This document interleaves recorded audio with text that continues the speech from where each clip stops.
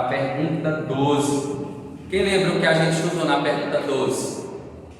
Se olhar para o fundamento. A trindade de Deus. A trindade de Deus, né? A redenção. Não foi na outra? A trindade a gente estudou na quinta-feira retrasada, né? E hoje foi continuidade, né? A gente deu continuidade com a redenção, né? Os papéis da trindade na redenção. Não foi isso? Que é o Pai criando todas as coisas, o Filho, né? Por intermédio da provisão de Deus em proporcionar por intermédio do seu sangue a nossa salvação, o Espírito Santo aplicando a salvação sobre as nossas vidas. Não foi isso que a gente estudou? Hoje a gente vai estar estudando o que são os atributos de Deus. Mas vamos revisar, vamos ver aqui a pergunta 12, né? Como a Trindade se revela na história da redenção. A gente estudou que a Trindade, embora composta por 3 pessoas distintas, ao se auto-revelar, expressa uma única vontade no plano da redenção. O Pai elege, o Filho redime e o Espírito Santo aplica a redenção na vida do homem pecador. Então, em resumo, esses são os papéis, essa é a função da Trindade. Entendendo que cada pessoa é distinta, existe um único Deus com a mesma essência, com a mesma natureza, mas existem pessoas. Não existem 3 deuses na Trindade, existem 3 pessoas. E a gente entendeu que o Pai não é o Filho e o Espírito Santo não é o Pai. O Pai é plenamente Deus, o Filho é plenamente Deus e o Espírito Santo é plenamente Deus. E todos os 3 têm funções distintas, mas os 3 têm o mesmo poder, a mesma autoridade, os 3 têm a mesma dignidade. Então eles são um só ser, uma só pessoa, com poder e glória semelhante. Então a gente viu também que existe uma hierarquia de submissão, não de subordinação. O que é subordinação, pastor? Uma pessoa ela não é inferior à outra. Uma pessoa ela é submissa à outra. A gente viu, né, que o Filho ele procede do Pai, na verdade. Pedro vai dizer isso, né? O Filho procede do Pai, o apóstolo Pedro, né, vai nos fazer refletir da questão da procedência, né? E o apóstolo João também. O Filho procede do Pai, o Espírito Santo procede do Filho. Então ficou compreendendo o assunto de Trindade? Tem alguma pergunta a respeito da Trindade? Ficou entendido a respeito da Trindade? Para a gente passar, né? Porque a Trindade é interessante. Entendi, Pai, Filho e Espírito Santo. Isso. É alguma coisa, né, pastor? Ótimo. Tá sucesso todo aí essa sua resposta. Amém. Então vamos passar para a pergunta 13. O que são os atributos de Deus? Alguém pode me definir o que é um atributo? Atributo quer dizer o quê? Na mente dos irmãos. Atributo é uma qualidade inerente à pessoa do Pai, inerente à pessoa do Filho, inerente à pessoa do Espírito. Então a qualidade desse Deus que é único em 3 pessoas. Vamos observar a resposta, né? Quais são os atributos de Deus? Os atributos de Deus são qualidades, virtudes ou perfeições de Deus essenciais, percebam, né? Está dentro da natureza de Deus, permanentes. Então vai sempre perpetuar por todas as gerações essas qualidades de Deus, distintivas no Deus Pai, no Deus Filho, no Deus Espírito. Cada um tem essas qualidades em máxima, em cada pessoa existem essas qualidades inseparáveis, não se separam, não se pode de alguma maneira mensurar, não pode ser dividido, não pode ser separado, são inseparáveis essas qualidades da sua natureza que constitui quem ele é. Então esses atributos vão dizer quem Deus é, quem Deus se demonstra ser, quem Deus se revela ser. Então esses atributos eles vão diferenciar o nosso Deus dos deuses falsos. Os deuses falsos eles arrogam para si, pois dizem ser eles os deuses verdadeiros, mas o Deus a qual nós cremos, o Deus vivo e verdadeiro, ele tem as características distintas dos outros deuses. Por isso que um certo teólogo falou que o Deus judeu, o Deus do cristianismo é o Deus totalmente outro, é um Deus distinto, é um Deus verdadeiro. Os outros são os deuses falsos. Por mais que tentem de alguma maneira dizer, por exemplo, a questão da mística, por exemplo, o Deus, um dos deuses do hinduísmo, né, da Índia que eles adoram, né, são vários deuses, né, são cerca de milhões de deuses, né, eles adoram, por exemplo, animais, né, a vaca, o macaco, eles adoram o elefante.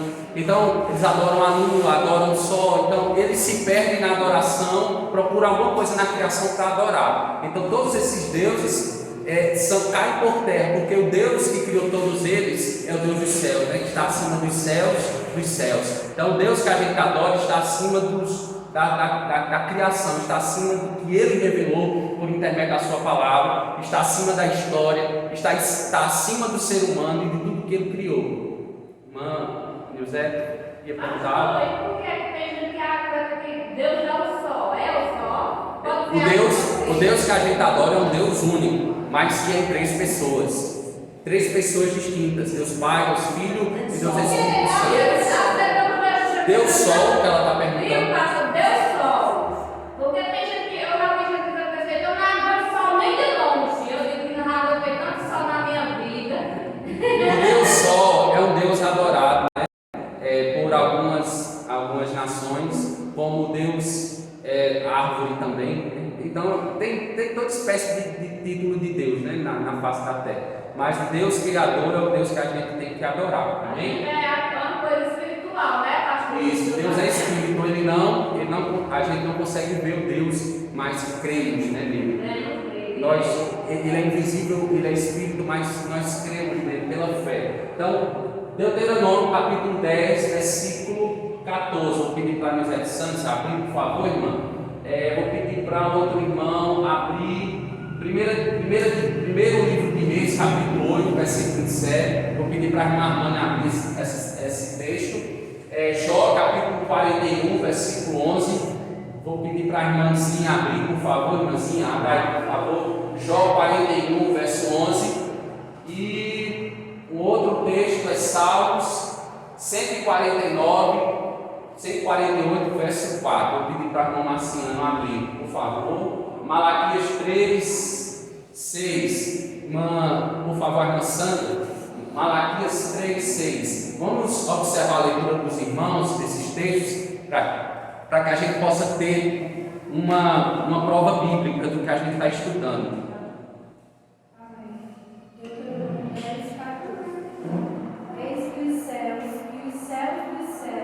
São do Senhor, teu Deus, a terra e tudo que nela há. Preste atenção, os céus e os céus dos céus pertencem ao Senhor. Então não tem nenhum outro Deus na face da terra que diga que os céus pertencem a Ele. Não só os céus que a gente consegue ver, né, com os nossos olhos. Um céu finito, um céu pequeno diante da imensidão, da vastidão, da amplitude dos céus que está acima desses céus.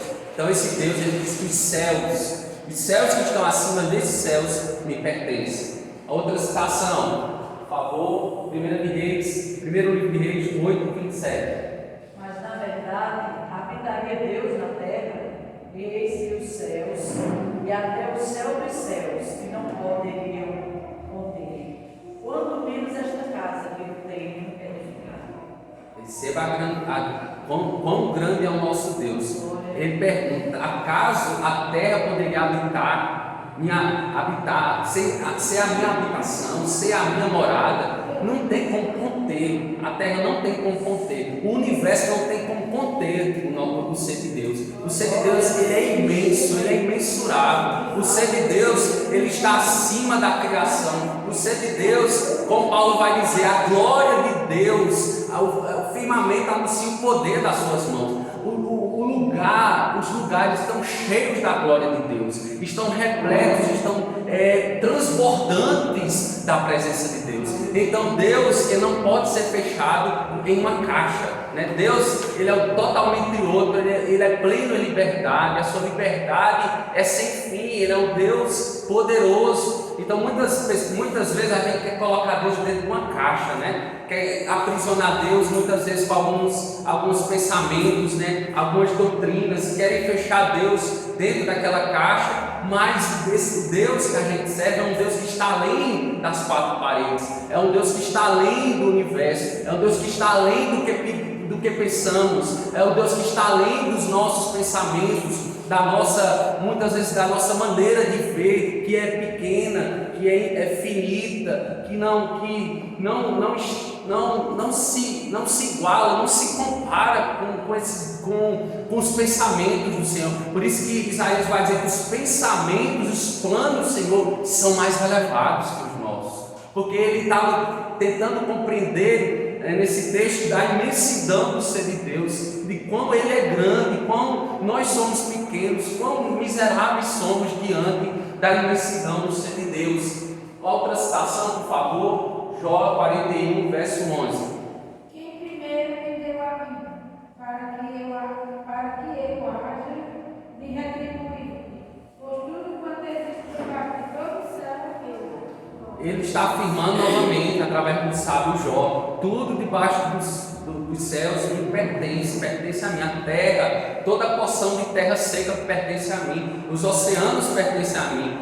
Os céus que vocês veem, que vocês contemplam quando acordam, isso é pequeno diante dos céus que estão acima desse céu apenas visível, né, que vocês conseguem observar com seus olhos.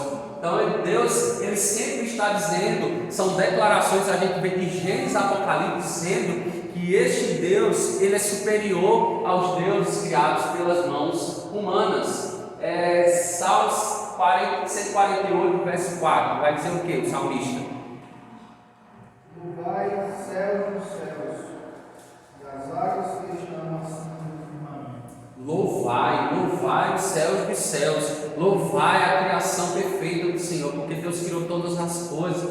Muitas vezes a gente pensa assim, eu adoro o Senhor pelo que Ele é, mas a gente também tem que adorar a Deus pelo que Ele faz, porque Ele criou todas as coisas. E uma das coisas que Ele mais fez por nós foi entregar o seu próprio Filho Jesus Cristo. Essa é a maior ação de Deus, salvando o homem perdido, buscando o homem perdido no lamaçal do pecado. Essa foi a maior ação de amor de Deus pela raça humana, pela criação, por tudo que Ele criou. Esse é o maior ato salvífico de Deus da face da terra, a qual nós devemos louvar Ele. Por isso que Ele merece a adoração na verdade, por isso que Ele merece o nosso louvor, por isso que Ele merece que nós sirvamos a Ele em novidade de vida, porque nós estamos vivendo a santificação, e a santificação é no serviço ao Senhor. Não existe santificação sem serviço, né? Então a santificação Deus desempenhou, Deus derramou sobre as nossas vidas para que nós possamos obedecer a sua palavra, para que nós possamos adorar o seu Filho na beleza da sua santidade, para que nós possamos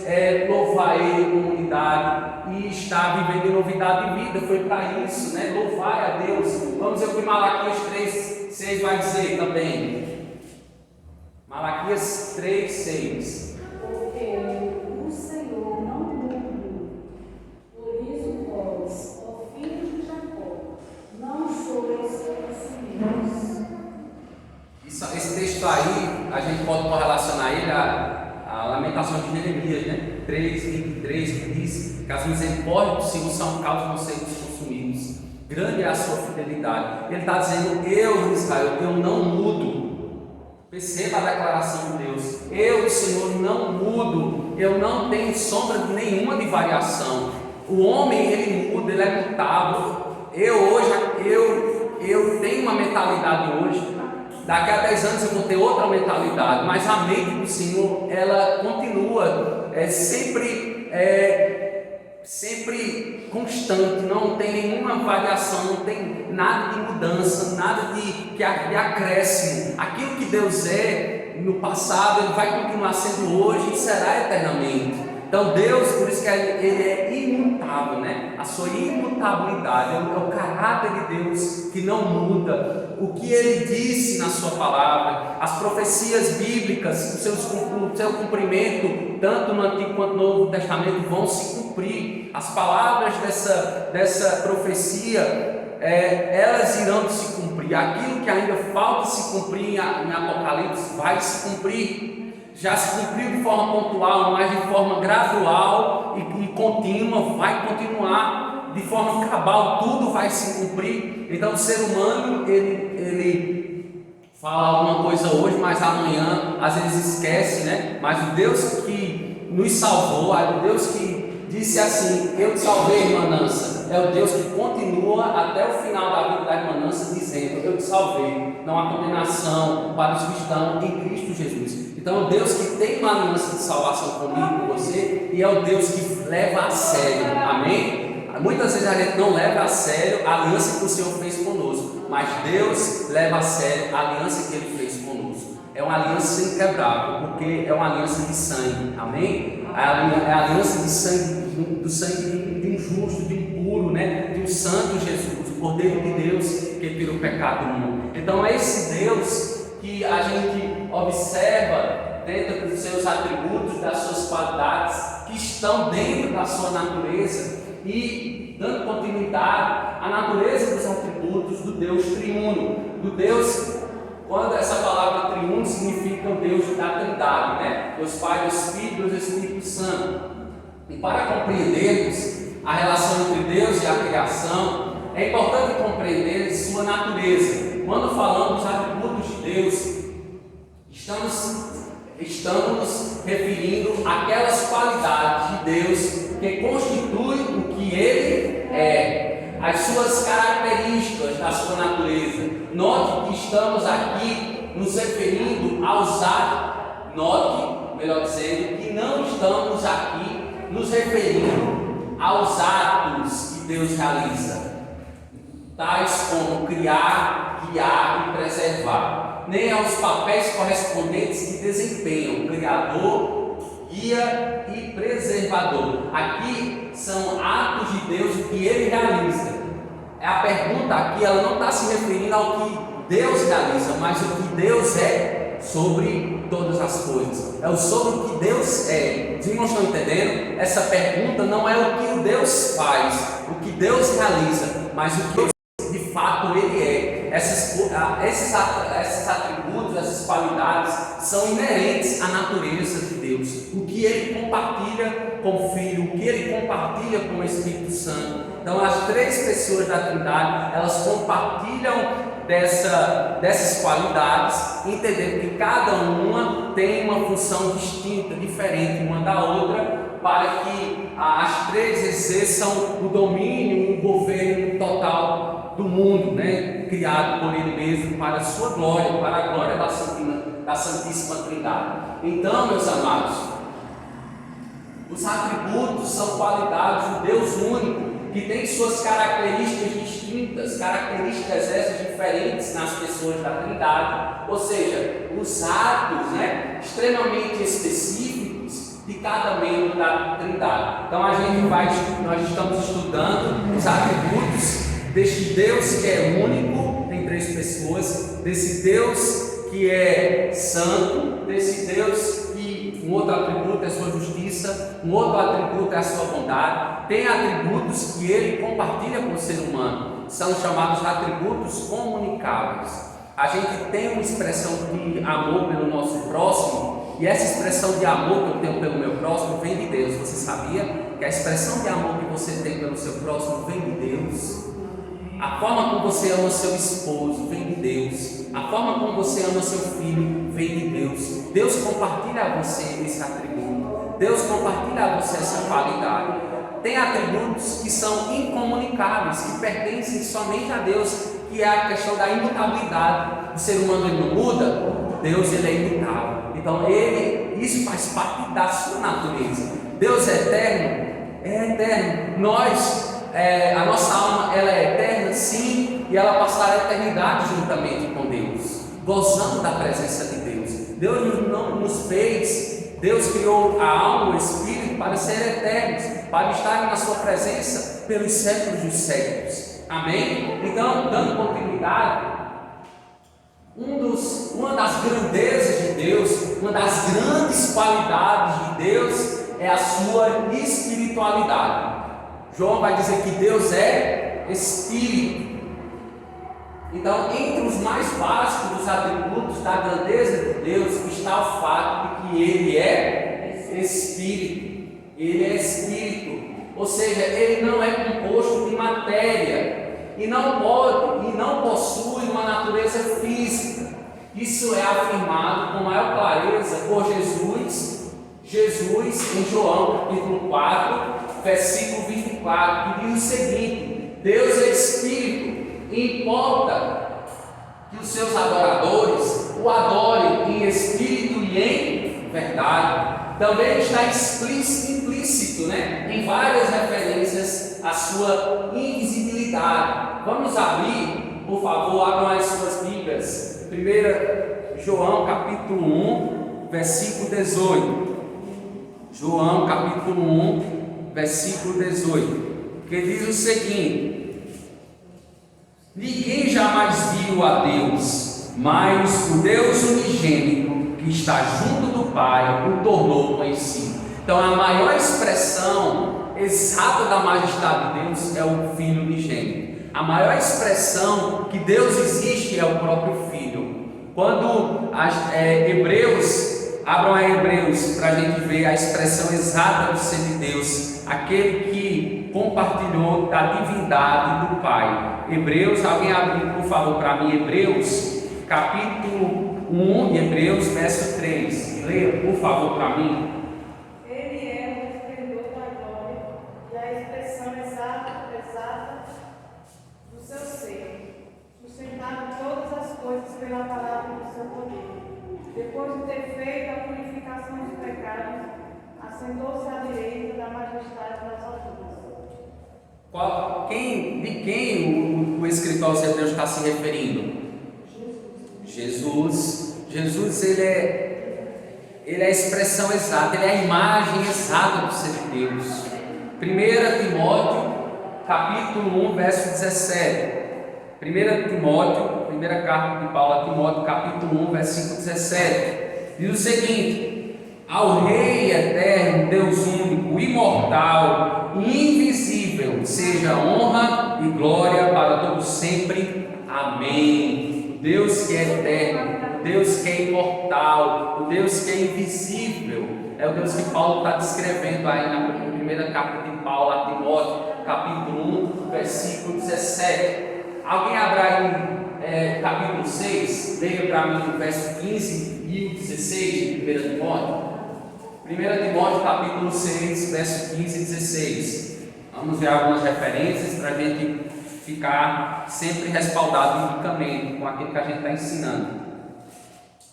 A qual, a seu tempo, mostrará o bem-aventurado e único poderoso Senhor, Rei dos reis e Senhor dos senhores, aquele que tem Ele só a imortalidade e habita na luz inacessível, a quem nenhum dos homens viu nem pode ver, ao qual seja honra e poder, sempre eterno. Amém. Percebam que as palavras de Paulo é sempre em adoração a Ele, porque Paulo entendia ele como um adorador, um adorador por excelência. Ele entendia que estava diante da iluminação do Espírito Santo. Paulo recebeu os oráculos de Deus, as visões de Deus, desse Deus que atua em luz, como diz aí, inacessível, Não se pode prescrutar essa luz, só Deus conhece essa luz, porque Ele é luz, E quando nós estivermos na Nova Jerusalém, nós não precisaremos mais de sol, nós não precisaremos mais de lua, porque Ele vai iluminar todo o ambiente. A luz de Deus, ela é uma luz mais brilhante que o sol. Imagine só, o sol, quando quando acorda, de manhãzinha cedo, você consegue olhar, não é verdade, para o sol? Todos nós conseguimos, e a gente de alguma maneira já força, os nossos olhos já é forçado de alguma maneira. A gente, quando tira o olho do sol e coloca por exemplo, coloca com destino numa superfície, o que é que vai acontecer com a nossa vista? Vai ficar murchado, é como se a gente tivesse em vez do sol na parede, É uma impressão de ótica. Imagine o Deus que diz que a sua luz brilha mais do que o sol. Tem como a pessoa, não tem como você direcionar o olho, é você direcionar e você cair como morto, né? Como por exemplo, quem teve as visões de Deus caiu como morto, né? Isaías teve a visão da glória de Deus no capítulo 6, e ele diz, né, maldito, ele diz que homem de impuros lábios, né? Que sou pecador, e ele teve essa visão de Deus, ele caiu como morto, Isaías. Então todos que tiveram a visão de Deus caem como morto, porque são pó e cinza e não podem estar diante da face de Deus sem não ter essa experiência de morte, porque Deus, Ele é fogo consumidor, meus irmãos.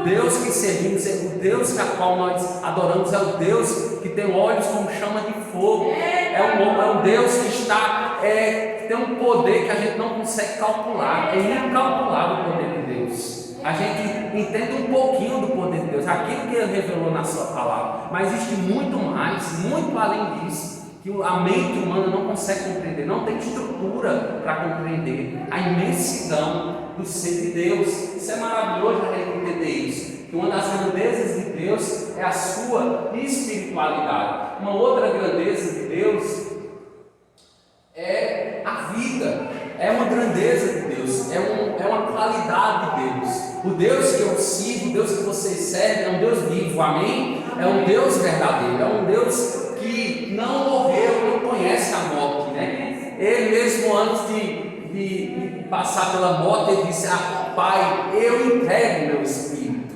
a Ti, eu entrego meu espírito a Ti. Existe um homem na face da terra que diz isso?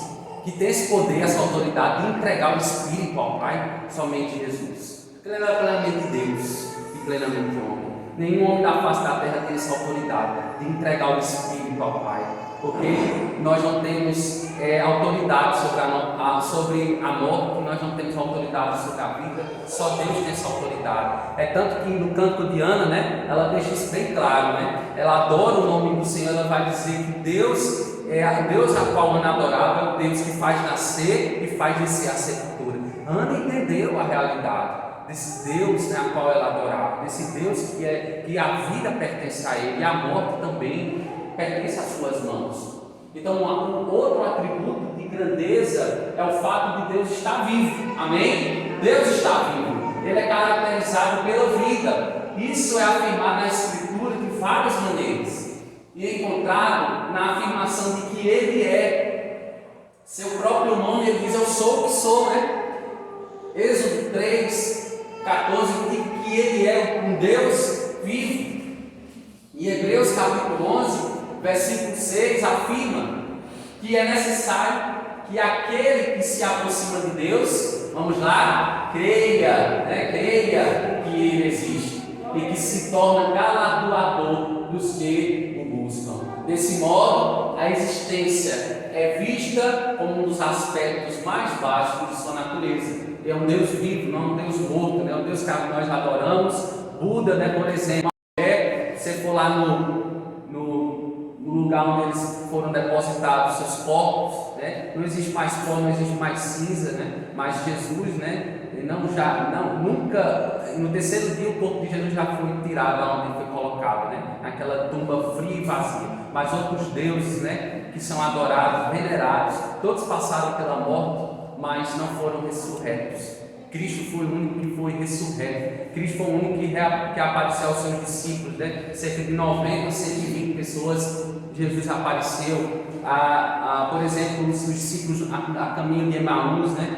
E outras aparições de Jesus. Então, o Deus que nós servimos é o Deus que é vivo. Amém? Então, a gente tem prazer, nós temos certamente alegria em adorar esse Deus que é vivo, que é um Deus que está acima da vida, acima da morte, de todo principado, potestade, né? Dominador infernal da maldade. Ele está acima de todas as coisas. Então nós temos alegria em estar adorando esse Deus vivo. Esse Deus também, uma das suas grandezas desse Deus é a sua personalidade. Além de ser espiritualmente, de ser espiritual esse Deus e vivo, Deus é uma pessoa. Então, ele não é uma pessoa concreta, não é uma pessoa muitas vezes abstrata, né? Por mais que a gente não consiga ver, nós cremos que ele existe, amém? Por mais que você entenda que ele é espírito e entenda que ele é uma pessoa, e é uma pessoa que se demonstrou carne e osso na pessoa bendita de Jesus, por intermédio da sua obra, Paulo vai dizer, né? Por intermédio de Jesus vivemos e existimos. Então creia nesse Deus que é pessoa, ele é um ser individual, com autoconsciência e vontade, capaz de sentir, escolher e ter um relacionamento recíproco com outros seres pessoais. O que comprova isso? Que ele é um Deus que sente a nossa dor, que sente a morte. O que comprova isso é Jesus, na minha vida e na sua vida. Porque ele assumiu a minha humanidade, ele assumiu a sua humanidade. Ele padeceu, ele sofreu, ele passou necessidade, teve fome, teve sede, viu um dos seus melhores amigos morrer, Lázaro, né? Então, ele assumiu a nossa humanidade, ele foi gente igual a nós, né? Nós no sentido de ser pessoa, de ser indivíduo. Então, Deus, ele demonstrou a sua pessoalidade na pessoa bendita de Jesus. Então, quando Moisés indagou como deveria responder quando aos israelitas perguntasse o nome do Deus que ele havia enviado, Deus se identifica como eu sou. Isso aqui demonstra pessoalidade. Eu sou, ou eu serei, né? Javé, que é o Deus o qual era adorado na antiga aliança, o Senhor Deus. Êxodo 3:4, 3:14. Alguém pode abrir para mim? Eu creio que a gente já viu essa referência, não é isso? Na outra atributo, mas alguém pode ler para mim, por favor? Êxodo 3:4, 3:14.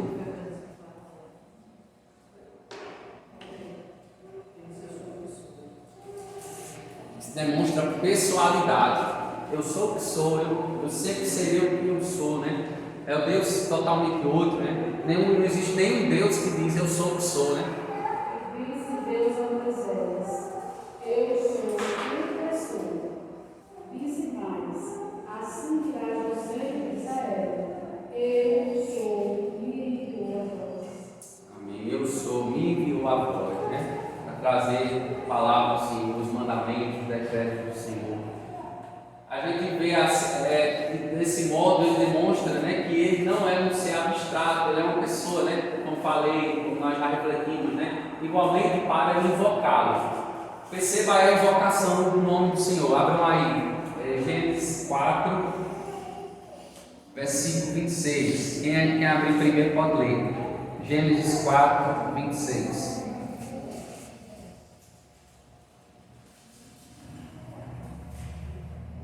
Também a Sete nasceu um filho a quem deu o nome de Enos. Nessa época começou a invocar a quem? O nome do Senhor. Então começou a ser invocado o nome do Senhor. Já em Gênesis, já invocava o nome do Senhor. Deus era invocado, né? Deus Pai, Deus Filho, Deus Espírito Santo. Era invocado por Adão, por Eva, né? Na virada da tarde, né? Quando a presença de Deus ela estava com o primeiro homem e mulher da face da terra. Na virada da tarde, Deus estava sendo cultuado, Deus estava sendo adorado. E essa adoração, ela é para o ser humano, né? Ela está condicionada a gente, né? Quando nós entendemos que nós somos adoradores do Deus que é vivo, Deus que é pessoa, certamente nós estamos cumprindo nosso papel, amém? Você está cumprindo o propósito pelo qual você existe, né? Porque o fim principal de todo homem é glorificar Deus e se alegrar nele para todo sempre. Esse é o fim principal da sua vida, esse é o propósito, essa foi a intenção para a qual o Senhor te fez, criatura, não somente criatura, mas também pela redenção. Você é filho de Deus, adotado. Você não é somente filho por criação, mas você também é filho por redenção. Então você é distinto, não porque você é melhor do que outro ser humano da face da terra, mas porque o Senhor te escolheu, o Senhor te deu vida e vida com abundância, o Senhor te amou primeiro, então você deve devotar amor para Ele, você deve devotar adoração, você deve devotar obediência ao nosso Senhor e Pai. Eu devo devotar obediência ao Senhor e Pai na minha vida. Amém, meus amados? Alguma pergunta? Os irmãos estão prestando atenção em tudo, né? Tem alguém que não estão com dúvida? Isso é bom, né? Graças a Deus. Então, uma outra grandeza do Senhor é a sua infinitude. O que é isso, pastor? Deus, Ele é infinito. Então, Deus não tem limites, né? O poder do Senhor, Ele é ilimitado, né? E significa não apenas que Deus é ilimitado, mas que Ele é ilimitável. Ele é ilimitável. Nesse aspecto, Deus é diferente de qualquer coisa dentro de nossa experiência humana. Então Deus é ilimitado e ilimitável, né? Quanto ao espaço, tempo, conhecimento e poder. Então a gente vai ver esses aspectos aqui do espaço, tempo, conhecimento e poder agora. Então, em relação ao espaço, todos os objetos finitos têm uma localização. Então, eu moro em tal endereço, né? Eu habito em tal endereço, eu tenho uma localização. O Deus que a gente serve, ele não tem localização. Você colocar no Google Maps, você não vai encontrar Deus. Amém? Então, ele não é localizado, ele não pode ser localizado. É o Deus que está além do espaço. Ele não tem localização exata, porque Ele abrange tudo, né? A sua presença, a sua glória está por todo o espaço, está na terra, está nos céus, está acima do que Ele criou. Então, por isso que Ele não pode ser localizado. Estão, então, em algum lugar, né? Ele não pode ser localizado em algum lugar. Isso necessariamente impede que estejam em outro lugar. Com Deus, porém, a questão da localização não se aplica. Deus é quem deu existência ao espaço e ao tempo.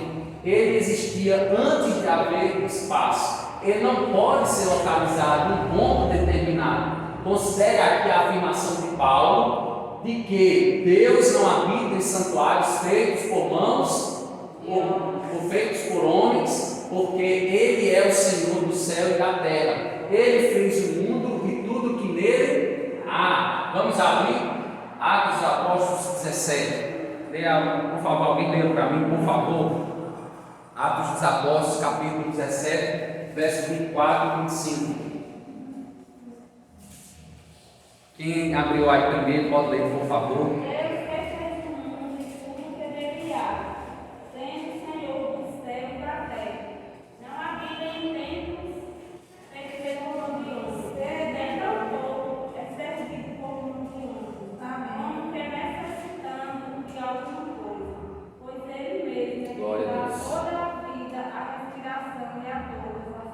Glórias a Deus. Esse Deus, a gente pensa, um Deus que não pode ser localizado, um Deus que está acima do espaço. Ele decidiu habitar na minha vida e na sua vida, por intermédio do Espírito Santo. Perceba o tamanho do amor, grande amor é esse. É um amor, por isso que João vai dizer que vai falar em João 3,16, porque Deus amou o mundo de tal maneira, é um amor que a gente não consegue calcular. É um amor inescrutável, um amor indescritível. Um Deus que é grandioso, um Deus que é grande como esse Deus, Ele resolveu habitar dentro da minha vida e dentro da sua vida. Porque Ele não habita mais em templos feitos por mãos humanas, mas Ele santifica pessoas, Ele não santifica mais estruturas. No passado, aonde era a habitação do Senhor? No tabernáculo. Aonde era a habitação do Senhor? No templo, né?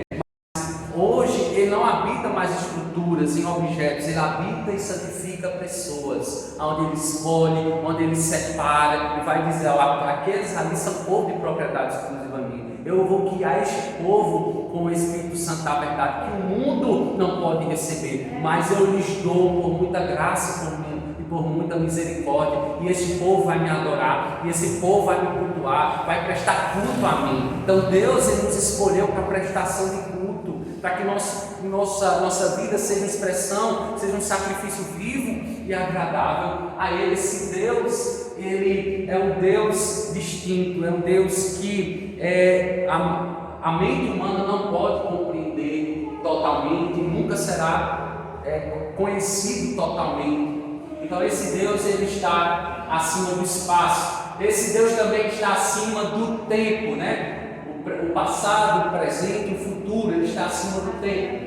Deus é aquele que é, Deus é aquele que sempre é, Ele foi, Ele é e Ele será. O Salmo 90, verso 1 e verso 2 diz: Senhor, Tu tens sido nosso refúgio de geração em geração. Perceba, de geração a geração passarão os céus e terras, né? Mas as minhas palavras permanecerão. Esse Senhor, Ele não está preso a uma geração, Ele não está preso à geração dos meus avós, Ele não está preso à geração dos meus pais, Ele não está preso na minha geração, mas é um Deus que está acima das gerações. Antes que os montes nascessem e se formassem a terra e o mundo, de eternidade a eternidade, Tu és Deus. Judas, né? Judas, versículo 25 diz ainda: ao único Deus, nosso Salvador, mediante Jesus Cristo, Senhor nosso, glória, majestade, império e soberania, antes de todas as eras, e agora e por todos os séculos.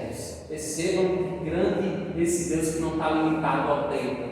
O pensamento semelhante é encontrado em Efésios 3:21. O uso das expressões como o primeiro e o último, né? O alfa e o ômega, servem para transmitir a mesma ideia. Só Jesus vai se revelar como alfa e ômega. Só Jesus tem essa autoridade que o Deus Pai o deu, né? O exaltando soberanamente, né? Exaltadamente à sua destra, à direita do Deus Pai. Então só Jesus, a gente percebe que o ato de Deus compartilhar sua divindade com o Filho é algo tão intenso, né, meus irmãos? A gente percebe em todo o Novo Testamento, sempre quando Jesus ele está falando do Pai, ele sempre nos faz refletir dessa unidade que ele tem com o Pai, daquilo que o Pai comunica a ele, daquilo que o Pai compartilha com ele.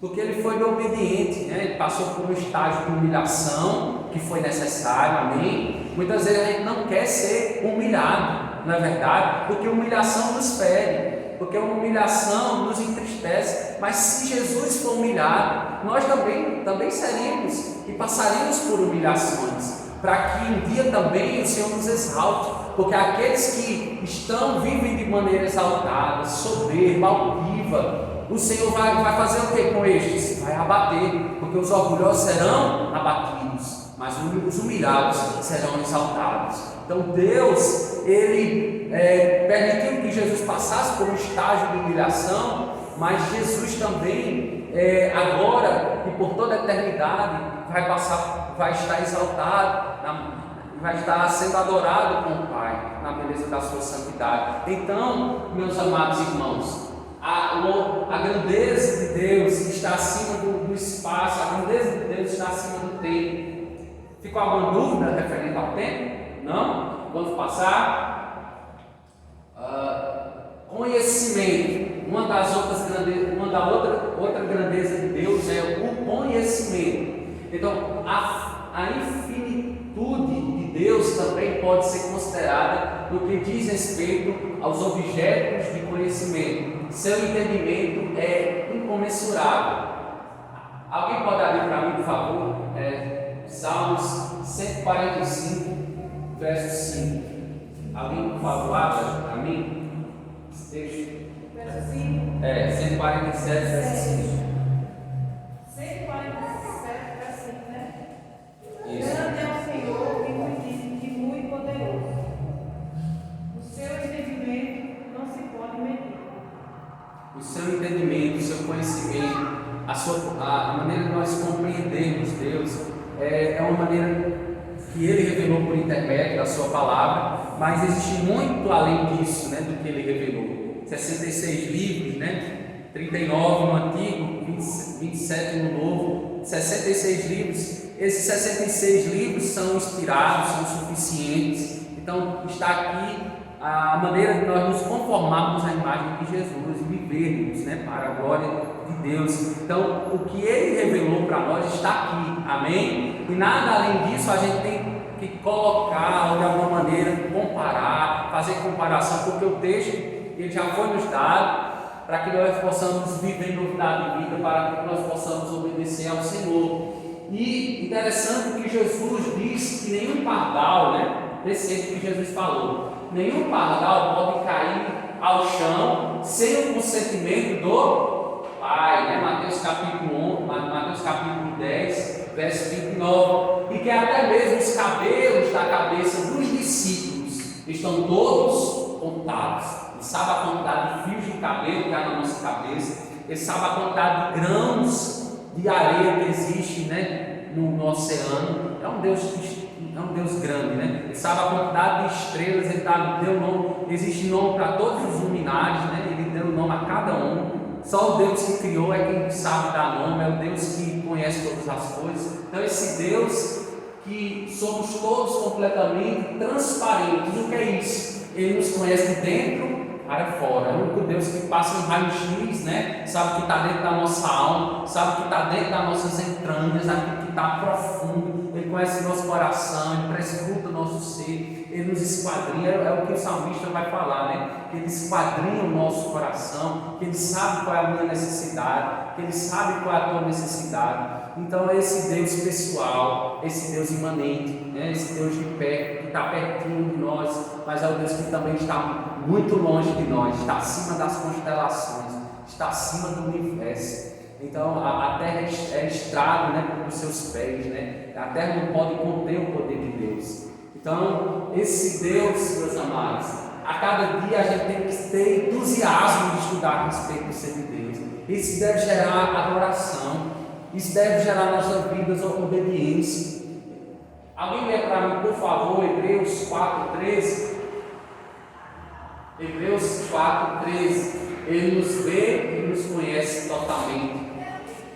Hebreus 4:12 vai dizer que a palavra do Senhor ela é viva e eficaz. Vamos ver o que o 13 vai dizer. Hebreus 4:13. E não há criatura que não seja manifesto na sua presença. Pelo contrário, todas as coisas estão descobertas e patentes aos olhos daquele que a quem temos de prestar contas. Então todas as coisas estão patentes aos seus olhos. E haveremos todos nós de prestar contas desse Deus. Amém? Então cada um de forma individual prestará contas de si a Deus, daquilo que fez em vida. É esse Deus que tem conhecimento, né? Um conhecimento elevado. O poder, né? Vamos ver outra grandeza do Senhor, o poder. Existe uma indicação do poder ilimitado de Deus em um dos seus nomes, né? El Shaddai, né? Quando Deus apareceu a Abraão para ratificar sua aliança, ele se identificou dizendo: eu sou Deus Todo-Poderoso. Gênesis 17, verso 1. A fé de Jeremias, no entanto, é forte. Ele vai dizer o seguinte: ah, Senhor Deus, coisa alguma que é demasiadamente maravilhosa. Versículo 17. Então não tem coisa que seja grande. A criação de Deus não vai se admirar com o que Ele criou.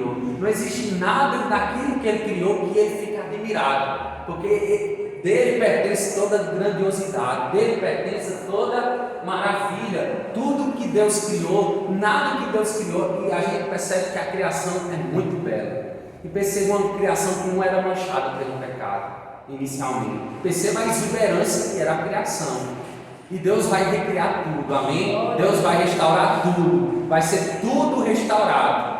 Mas tudo será restaurado e vai ser muito belo, vai ser muito exuberante, mas não se compara com Deus, o Deus que criou, com a exuberância de Deus, com a grandiosidade de Deus. Isso é maravilhoso, né? A gente entender que Deus está acima da sua criação. E depois de falar sobre como é difícil um rico entrar no reino de Deus, Jesus respondeu a pergunta de seus discípulos: quanto a quem, nesse caso, pode ser salvo. E ele responde: isto é impossível aos homens, mas para Deus tudo é possível. O que é impossível para mim é possível para o teu Deus, para o meu Deus.